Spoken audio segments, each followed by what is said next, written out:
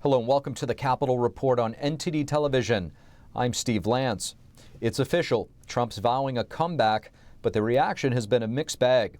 NTD's Iris Tao has more on what Republicans are saying.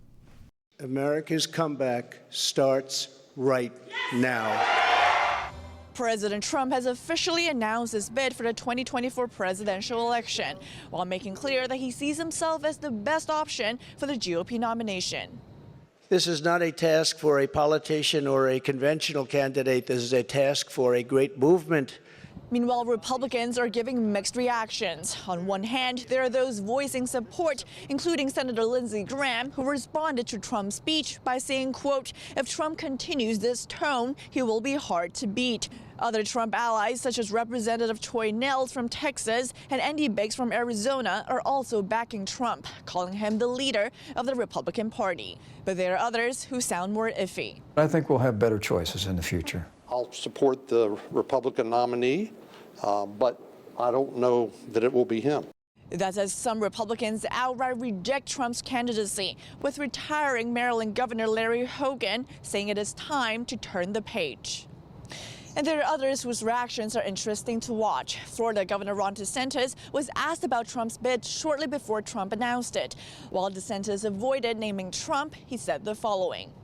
You had situations where these independent voters aren't voting for our candidates, even with Biden in the White House and the failures that we're seeing. You know, that's a problem. And so Florida, I think, really shows the blueprint of what you can do to not only win, but really fundamentally change the overall political terrain in a very strong pro-freedom direction. Trump, meanwhile, said this last night about unity. We're going to unify people, and what was bringing them together was success. Meanwhile, Trump acknowledged that some are blaming him for the GOP's disappointing performance in the midterms, but he responded by touting the overall success rate of his endorsement, adding that in 2 years, Americans will vote differently after feeling the pain the country is going through. Reporting in Washington, D.C., Iris Tao, NTD News. Last night, I was at Trump's Mar-a-Lago residence when he announced his plan to run for president again in 2024. Kash Patel was part of the president's national security team. He was also there on site last night when the president made his announcement, and we're happy to have him on to discuss. Kash Patel, thank you so much for joining us on the Capitol Report. Thanks so much for having me. Great to be with you. Kash, we were both at the event last night where the former president made his announcement. What struck you most about the former president's speech?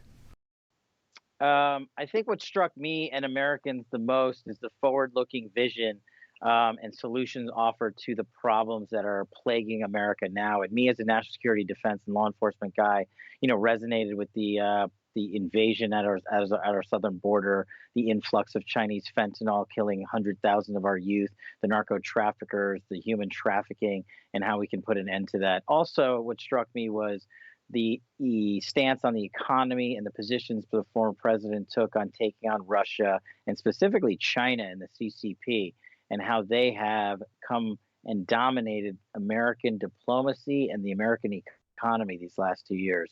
And so I thought President Trump's forward-looking vision on those solutions was very powerful to a voting bloc that he was speaking to.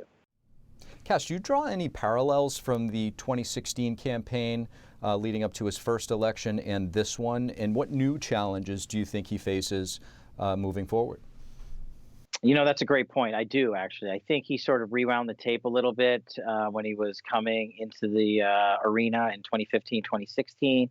And he was talking to an American populace that didn't really know them. I think that's the only distinction. Now they know him and have 4 years of his presidency. So what he was telling them, though, was, hey, he wasn't saying America is all bad and there's nothing good and, don't listen to anything I have to say. He was saying, this is how I'm going to fix it. I'm going to take on Xi Jinping. I'm going to tell him to stop pouring fentanyl into America. He was speaking to our men and women in uniform who were forced to choose between taking a COVID jab versus their faith, and how he would reinstate them immediately with back pay. These are issues that resonate. One of the most powerful things he said was something that I've never heard a presidential candidate say, or at least can recall. He wants to implement term limits for everyone in Congress, which I personally am for. But I think many Americans find powerful movements like that refreshing and new, and attach it immediately to the theme of his speech last night, which was going in and draining the swamp and getting rid of the corruption in government. There's obviously a lot of talk about Ron DeSantis, a little bit of a dust-up a couple weeks ago. What do you make of all the buzz?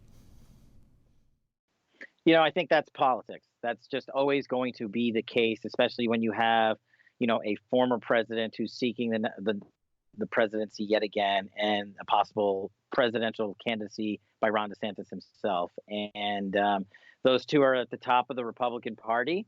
There aren't any others that are near them. And so they're always going to, in the media at least, get squared off. Will they eventually actually square off? I'm not sure. Will there be a détente of some sorts? I really don't know. The one thing I've learned in politics is you can never actually know what's going to happen until it happens. Kash, before I let you go, what impact do you think the DOJ investigation might have on his candidacy, and what direction do you see this going? Look, as a former federal prosecutor, who's been away from it for a little bit, speaking generally, I don't know how it plays now that he's a presidential candidate. Are the rules different? Do they apply different? There are very few people in America, even former federal prosecutors, that can answer that question, because I just don't know that it's been done in recent time or around the same subject matter. I know we have Nixon in a certain fashion to a certain degree, but I think this is unique territory, and I think the DOJ and FBI owe it to the American people to stop the hyper-partisan games and corruption that they have been executing these last couple of years. That's my opinion. And in order to restore the faith to the law enforcement system that I spent so much time in, they owe America a corruption-free, fact-based answer, and hopefully they'll give us that. Kash Patel, thank you so much. Thanks so much. Senate Minority Leader Mitch McConnell is reelected as the Republican leader in the Senate, but the longtime leader faces his first challenger in 15 years. In a secret ballot election on Wednesday, Senator Mitch McConnell was reelected as Senate GOP leader. McConnell has been the leader since 2007, but this time he faced his first challenger in 15 years, Senator Rick Scott of Florida. McConnell got 37 votes, while Scott got 10. One senator voted present. Here's how the Kentucky senator reacted to the vote. First, I don't own this job. Anybody who wants to run for it can feel free to do so. And so I'm not in any way offended by having an opponent or having a few votes in opposition. McConnell said he's proud of the vote count of 37-10, and when a reporter asked McConnell whether being challenged for the first time has made him more likely to consider stepping aside, he said, "Look, I'm not going anywhere." Scott only announced his bid for GOP leader on Tuesday. He wrote, "The status quo is broken and big change is needed. It's time for new leadership in the Senate that unites Republicans to advance a bold conservative agenda." Here's what Scott said about the GOP leadership in an interview with Fox News on Sunday. The Republican leadership caved in on the debt ceiling, caved in on a gun bill, caved in on a fake infrastructure bill, and then we make it difficult for our candidates. We can't do that. Former President Trump has also called for McConnell to be removed as Senate GOP leader. Trump wrote in August that McConnell is, quote, a pawn for the Democrats to get whatever they want. During Wednesday's vote, some 20 senators made their individual cases for either McConnell or Scott. Senator Susan Collins of Maine defended McConnell. And senators who have come out against McConnell include Mike Braun of Indiana, Ron Johnson of Wisconsin, and Josh Hawley of Missouri. I'm not going to vote for Senator McConnell, and I've been very clear about that. I feel very strongly about that, and I said that before this election. Before the conference on Wednesday, several Republican senators, including Marco Rubio and Ted Cruz, called for the vote to be postponed. They pointed to disappointing results from the midterms and the runoff election in Georgia next month as reasons why. But their motion to delay the vote failed to pass. I believe we should have a leader that actually listens to the conference and that is willing to stand and fight, doesn't roll over. House Republicans held their leadership elections on Tuesday. Current House Minority Leader Kevin McCarthy is elected as the GOP nominee for House Speaker. Current Minority Whip Steve Scalise was voted Majority Leader, and Congressman Tom Emmer won the race for Majority Whip. Reporting by Allison Lee, NTD News.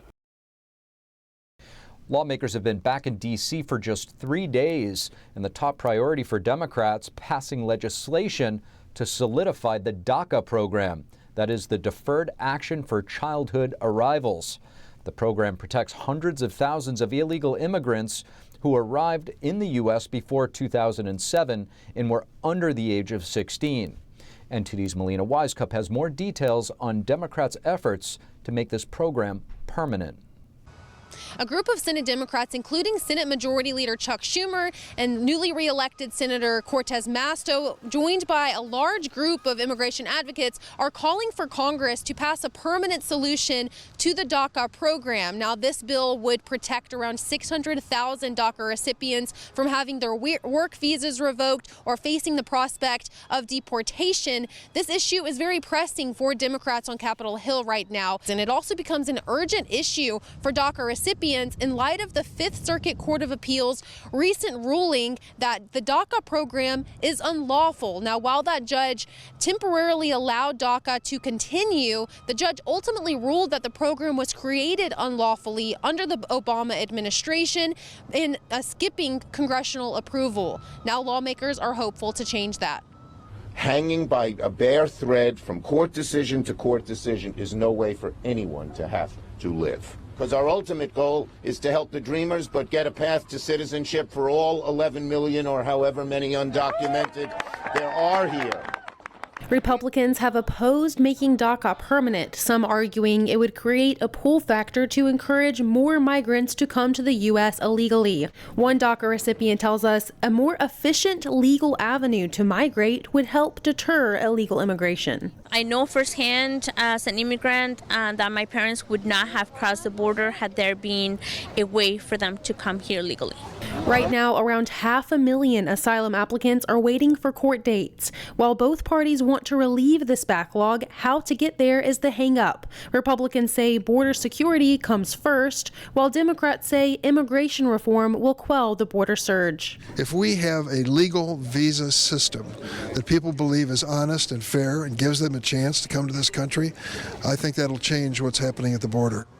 Now, Senator Dick Durbin was asked specifically if he would be willing to attach this DACA legislation to other must-pass legislation to get it done, such as attaching it to the must-pass annual government funding bill, which runs out in mid-December. He didn't rule out that possibility. He said that everything is on the table and he is willing to look at that solution.